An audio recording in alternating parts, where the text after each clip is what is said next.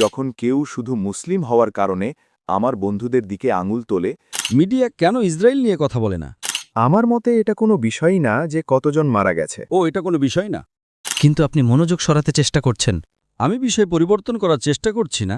লোকেরা আপনার প্রশ্নের জন্য তালি দিয়েছে, তার মানে তারা আপনার প্রশ্ন পছন্দ করেছেন।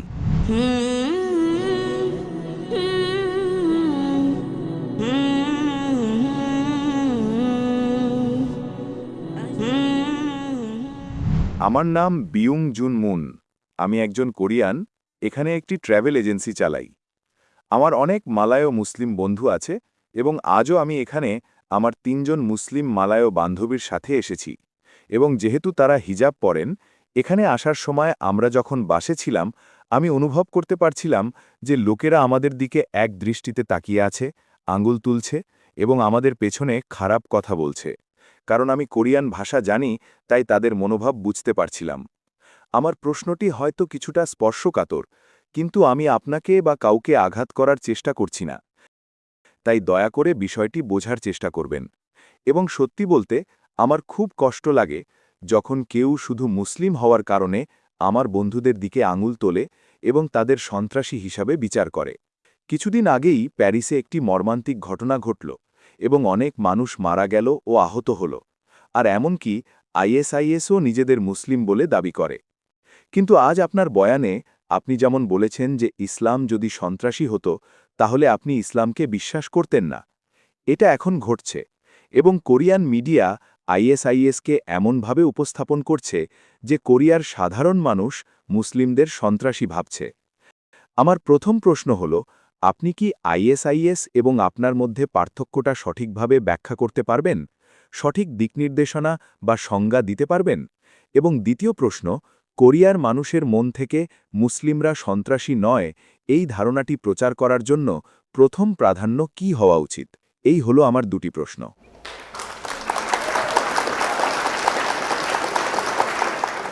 ভাই দুটি প্রশ্ন করেছেন এবং প্রশ্ন করতে দ্বিধাবোধ করছিলেন। লোকেরা আপনার প্রশ্নের জন্য তালি দিয়েছে, তার মানে তারা আপনার প্রশ্ন পছন্দ করেছেন। ধন্যবাদ। মাশাআল্লাহ। আপনার দ্বিধাবোধ করার কোনো প্রয়োজন নেই। আমি আগেই বলেছি যে আপনি যে কোনো প্রশ্ন করতে পারেন, এমনকি উগ্র হলেও কোনো সমস্যা নেই, যতক্ষণ আপনি নিয়ম কানুন মেনে চলেন।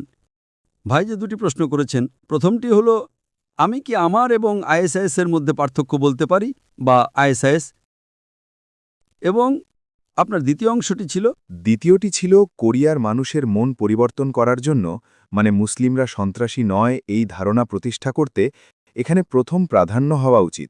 কোরিয়ার মানুষের এই মানসিকতা পরিবর্তনের জন্য প্রথম অগ্রাধিকার কি যে ইসলাম এবং মুসলিমরা সন্ত্রাসী নয়? প্রথম বিষয়, যদি আপনি আমাকে জিজ্ঞাসা করেন যে আমার এবং আইএসআইএস এর মধ্যে পার্থক্য কি, আমি বলবো আমি জানি না আইএসআইএস কারা।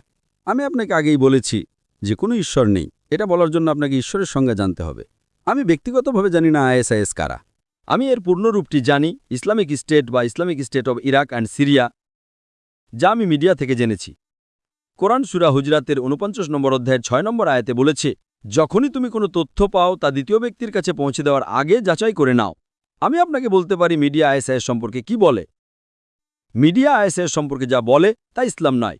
আমি জানি না আইএসআইএস কারা। আমি এ নিয়ে কোনো গবেষণা করিনি, ঠিক, কিন্তু আমি জানি মিডিয়া কি বলে। গতকালকের মিডিয়া বলেছে যে আইএসআইএস ১৩৯ জন মানুষকে হত্যা করেছে প্যারিস হামলায়। হতেও পারে, আবার নাও হতে পারে। আমি যা বলতে পারি, যেই ওই ১৩৯ জন মানুষকে হত্যা করুক না কেন, এটা নিষিদ্ধ, এটা ইসলামের অংশ নয়। এটা আমি আপনাকে বলতে পারি। কারা এটা করেছে আমি জানি না।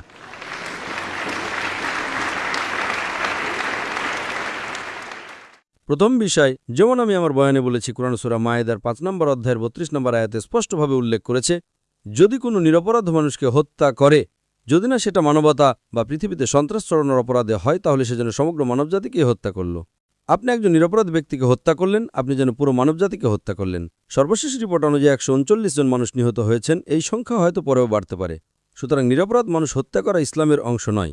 তারা নিজেদের আইএসআইএস বলুক আর যাই বলুক না কেন, তাহলে যেই এই কাজটা করে থাকুক না কেন, এটা সম্পূর্ণ ভুল। এখন লক্ষণীয় বিষয় হলো, যারা এটা করেছে তারা অনুসারী মুসলিম হতে পারে না। তারা হয়তো ছদ্মবেশী মুসলিম হতে পারে। ছদ্মবেশী মুসলিম মানে হলো তারা হয়তো নিজেদের মুসলিম বলে দাবি করছে। যেমন হিটলার ৬০ লক্ষ ইহুদিকে পুড়িয়ে মেরেছিল।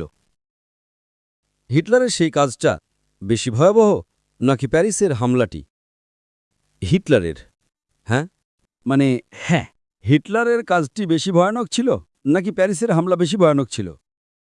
হিটলারের কাজটি বেশি ভয়ানক ছিল নাকি প্যারিসের হামলা বেশি ভয়ানক ছিল? আমি বিচার করতে পারি না আমার মনে হয়। আপনি হিটলারকে চেনেন? হ্যাঁ, আমি হিটলারকে চিনি। ইতিহাস আমাদের বলে যে সে 60 লক্ষ ইহুদিকে পুড়িয়ে মেরেছিল। উহু। হিটলার 60 লক্ষ ইহুদিকে পোড়ানো বেশি খারাপ নাকি 139 জন ফরাসি মানুষকে হত্যা করা বেশি খারাপ? আমি বলছি যে এটা আপনি বিচার করতে পারেন না যে কে বেশি খারাপ। কোন কাজটি বেশি খারাপ? কোন কাজটি বেশি খারাপ? দুটোই সমান। কোন কাজটি বেশি খারাপ? হিটলারেরটা। হিটলারেরটা। নিউ ইয়র্কের টুইন টাওয়ারে 30,000-এরও বেশি মানুষ নিহত হয়েছিল, সেটিকে এর চেয়েও বেশি খারাপ কাজ নাকি হিটলারের কাজ 60 লক্ষ ইহুদি? আমার মতে এটা কোনো বিষয়ই না যে কতজন মারা গেছে। ও, এটা কোনো বিষয় না। না, মানে একজনকে হত্যা করুন বা 60 লক্ষকে, দুটোই এক। আমি বলতে চাই দুটোই অবশ্যই ভুল। দুটোই নিশ্চিতভাবে ভুল। কিন্তু কোনটা বেশি খারাপ? কিন্তু আপনি কি তাহলে বিচার করতে পারে যে একজন সিরিয়াল কিলার 5 জনকে হত্যা করার চেয়ে বেশি খারাপ? যেমন 2 জনকে হত্যা করা এবং 3 জনকে হত্যা করা একই রকম খারাপ হতে পারে। আমি বলতে চাই এটা নির্ভর করে তারা কাকে হত্যা করেছে তার উপর। কিন্তু 60 লক্ষ এবং 3,000-এর মধ্যে বিশাল পার্থক্য রয়েছে। এমনকি একজন সাধারণ মানুষও বলতে পারবে কোনটা বেশি খারাপ। আমি বুঝতে পেরেছি আপনি কি বলছেন। 1 বা 2 জনের ক্ষেত্রে পার্থক্য হতে পারে। ঠিক আছে, সে 2 জন খারাপ লোককে মেরেছে আর ও একজন ভালো লোককে মেরেছে। সেক্ষেত্রে একজন ভালো লোককে মারা 2 জন খারাপ লোককে মারার চেয়েও খারাপ। কিন্তু এখানে 60 লক্ষ ইহুদি, শুধু এই কারণে যে তারা ইহুদি ছিল, সেই কাজটা অনেক বেশি খারাপ টুইন টাওয়ারের হামলার বা এমনকি প্যারিস হামলার চেয়েও। আমার প্রশ্ন হলো, এর জন্য কি আমি খ্রিস্ট ধর্মকে দায়ী করতে পারি? জানেন, হিটলার একজন খ্রিস্টান ছিল। আপনি কি জানেন? আমি জানতাম না। এখন আমি আপনাকে বলছি, আমি কি এর জন্য খ্রিস্ট ধর্মকে দায়ী করতে পারি? না, আপনি পারেন না। আমি যদি হিটলারের ভুল কাজের সুযোগ নিতে চাই, তাহলে আমি বলবো খ্রিস্ট ধর্ম বলে যে 60 লক্ষ ইহুদিকে হত্যা করো, অথচ খ্রিস্ট ধর্মের কোথাও এমন কথা বলা নেই। আমি বাইবেল পড়েছি, আমি তুলনামূলক ধর্মতত্ত্বের একজন ছাত্র। আমি বলবো যে হিটলার একজন খ্রিস্টানের খারাপ উদাহরণ। সে একজন খারাপ উদাহরণ। খারাপ উদাহরণ। সে হয়তো একজন অনুসারী খ্রিস্টানও ছিল না। আমি যদি সুযোগ নিতে চাই কারণ আমি খ্রিস্ট ধর্মের বিরুদ্ধে, তাহলে আমি এই বিষয়টা তুলে ধরে মিডিয়ায় বড় করে প্রচার করব। ও, হিটলার এটা করেছে, এটা খ্রিস্ট ধর্ম। আপনি কি IRA-কে চেনেন? Irish Republican army. আপনি কি এর কথা শুনেছেন যুক্তরাজ্যে? হ্যাঁ। IRA, হ্যাঁ। তারা শত শত মানুষ হত্যা করেছে, হ্যাঁ কিনা? হ্যাঁ। আপনি কি কোরিয়ান সংবাদপত্রে কখনো পড়েছেন যে তারা সন্ত্রাসী? না। কেন? মিডিয়ার এই ব্যাপারে আমার আপত্তি। এই লোকেরা যা করেছে সেই কাজটা সম্পূর্ণ ভুল। আমি এর নিন্দা করি, তাদের কখনো ক্ষমা করা হবে না, তারা জাহান্নামে যাবে। আমি এর সাথে একমত। এই লোকেরা যারা এই কাজটা করেছে, যেখানে প্যারিস হামলায় 139 জনেরও বেশি মানুষ নিহত হয়েছিল, আমি এর নিন্দা করি, এটা ভুল, তারা জাহান্নামে যাবে। যারা নিউ ইয়র্কে টুইন টাওয়ারে বোমা ফাটিয়ে 3,000-এরও বেশি মানুষকে হত্যা করেছিল, সেটাও ভুল, আমি এর নিন্দা করি। লন্ডনের পাতাল রেলের বোমা বিস্ফোরণে 50 জনেরও বেশি মানুষ নিহত হয়েছিল, আমি এর নিন্দা করি। বোম্বেতে যে শহরে আমি থাকি সেখানেও পরপর ট্রেন বোমা হামলায় 180 জনেরও বেশি মানুষ নিহত হয়েছিল, আমি এর নিন্দা করি। কিন্তু একই সাথে নিন্দা করি আমি আফগানিস্তানে নিহত হাজার হাজার নিরীহ আফগানের হত্যারও। আমি হাজার হাজার ইরাকে হত্যারও নিন্দা করি। ফিলিস্তিনে নিহত হাজার হাজার মানুষের হত্যারও নিন্দা করি। আমি বিষয় পরিবর্তন করার চেষ্টা করছি না। আমি খুব খোলামেলাভাবে বলছি যে গতকাল যে কাজটা করা হয়েছে সেটা নিন্দনীয়। সমস্যা হলো মিডিয়া কেন শুধু নির্দিষ্ট কিছু বিষয় তুলে ধরে। আপনি কি জানেন যে প্রতিদিনই ফিলিস্তিনিরা নিহত হচ্ছে? আপনি কি তা জানেন? হ্যাঁ। এখন পর্যন্ত নিহত ফিলিস্তিনিদের সংখ্যা হাজার হাজার। কতজন মানুষের বিরুদ্ধে আওয়াজ তুলছে? কারা এটা করছে? আমি আপনাকে যেটা বোঝাতে চাচ্ছি তা হলো, সারা বিশ্বেই হত্যাকাণ্ড চলছে। কিছু লোক হয়তো নিজেদের মুসলিম বলছে, কিছু লোক হয়তো নিজেদের ক্যাথলিক বলছে, কিছু লোক হয়তো নিজেদের ইহুদি বলছে, কিন্তু মিডিয়া কেন সেই বিষয়ে কথা বলে না? মিডিয়া কেন ইসরায়েল নিয়ে কথা বলে না? আপনি কি জানেন, আমার মতে মানব ইতিহাসের সবচেয়ে বড় সন্ত্রাসী হামলা কোনটা? একটা মাত্র হামলা। কোনটি? হিরোশিমার উপর বোমা ফেলা।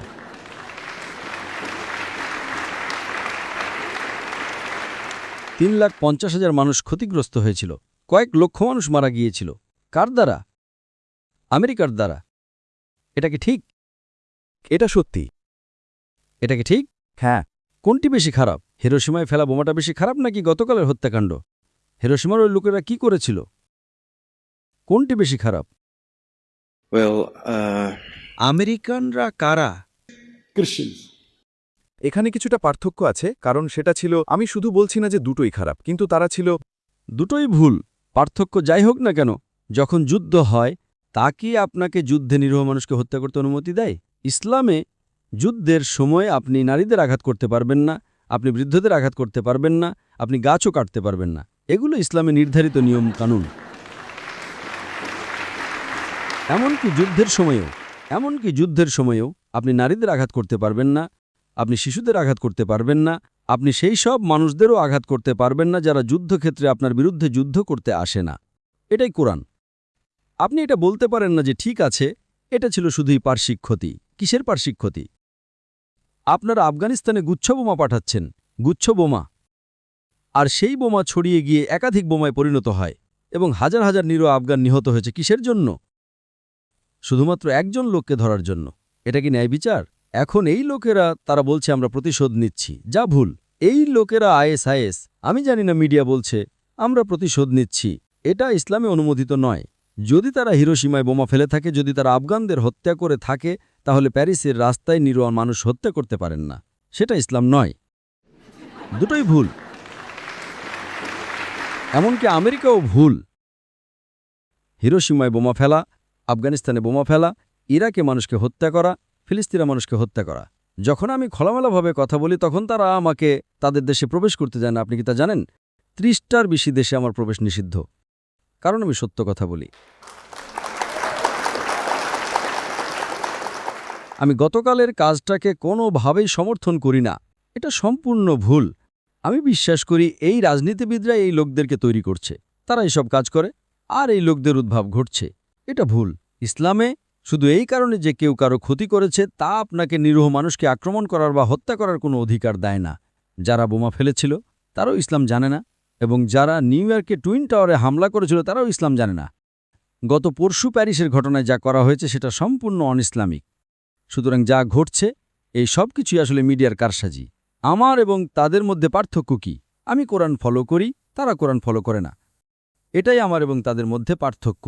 যতদূর মিডিয়ার প্রশ্ন, কোরিয়ান মিডিয়ার জন্য, ইসলাম বোঝার জন্য তাদেরকে কোরআন এবং নবী মোহাম্মদ সাল্লাল্লাহু আলাইহি সাল্লামের বাণী পড়তে বলুন। অনুসারীদের দেখে কোনো ধর্মের বিচার করা তাদের উচিত নয়। এটা সত্যি। যদি তারা ধর্মকে জানতে চায় তাহলে ইসলাম সম্পর্কে জানতে তাদের কোরআন এবং সহিহ হাদিস পড়তে হবে। যদি তারা খ্রিস্ট ধর্ম জানতে চায় বাইবেল পড়া উচিত। যদি তারা হিন্দু ধর্ম জানতে চায় বেদ পড়া উচিত। তাদের অনুসারীদের দিকে তাকানো উচিত নয়, কারণ সব অনুসারীরা নিজেরাও তাদের ধর্মকে জানে না। আর মিডিয়া কি করে? মিডিয়া সেই জিনিসগুলোই দেখায় যেগুলোতে দর্শক বেশি পাওয়া যায়। তাই যদি তারা এইসব জিনিস দেখিয়ে বেশি দর্শক পায় তবে তারা এটাই দেখাতে চাইবে। আপনি বলছেন যে আপনার বান্ধবীরা যারা মালয়, যখন তারা হিজাব পরেন তখন লোকেরা তাদের দিকে তাকায়, তাদের সন্ত্রাসী বলে ডাকে। ঠিক? সরাসরি নয়, হয়তো পেছনে, এবং আমি তাদের তাকিয়ে থাকা চোখ দেখতে পাই, এবং কখনো কখনো তারা আঙুলও তোলে, আর এটা বেশি আমার হৃদয় ভেঙে দেয়। দেখুন, এটাই তাদের ভুল ধারণা। আমি যা করছি, আমি একটা টুপি পরছি, দাড়ি রাখছি এবং সৎ থাকছে। অন্তত আপনি এমন একজন টুপি পরা দাড়ি রাখা লোককে চেনেন যে সৎ, যে দয়ালু, যে অমুসলিমদের সাহায্য করে। আমি এই চিত্রটা পাল্টে দিতে পারি। সুতরাং তারা মিডিয়া থেকে যেটা পাচ্ছে সেটা ভুল তথ্য। সঠিকভাবে আচরণ করে এবং মানুষের সামনে একটা ভালো উদাহরণ স্থাপন করে এই ভুল চিত্রটা সংশোধন করা আমাদের দায়িত্ব। আর আজ মিডিয়াতে যা হচ্ছে তা হলো তারা মূলত ভুল ধারণা দিয়ে বোমাবর্ষণ করছে। কারণ যদি আপনি ইসলামের বিরুদ্ধে একটা বই লেখেন তাহলে সেটা বেশি বিক্রি হবে, তাই মানুষ ইসলামের বিরুদ্ধে বই লিখছে। আপনি যদি নবীর বিরুদ্ধে বই লেখেন তাহলে আপনি ভালো জনপ্রিয়তা পাবেন, ভালো দর্শকপ্রিয়তা পাবেন। এখন আপনি বুঝতে পারছেন? সুতরাং এটা শুধুমাত্র এই কারণেই যে তারা জনপ্রিয় হতে চায়। আমরা বিশ্বাস করি আমাদের সত্য কথা বলা উচিত এবং বিশ্বের সামনে ইসলামের সঠিক চিত্র তুলে ধরা উচিত, যাতে তারা জানতে পারে যে ইসলাম একটা শান্তির ধর্ম এবং এটাই একমাত্র ধর্ম যাতে মানবজাতির জন্য সমাধান রয়েছে। আশা করি প্রশ্নের উত্তর পেয়েছেন। আপনার উত্তরের জন্য আপনাকে অনেক ধন্যবাদ।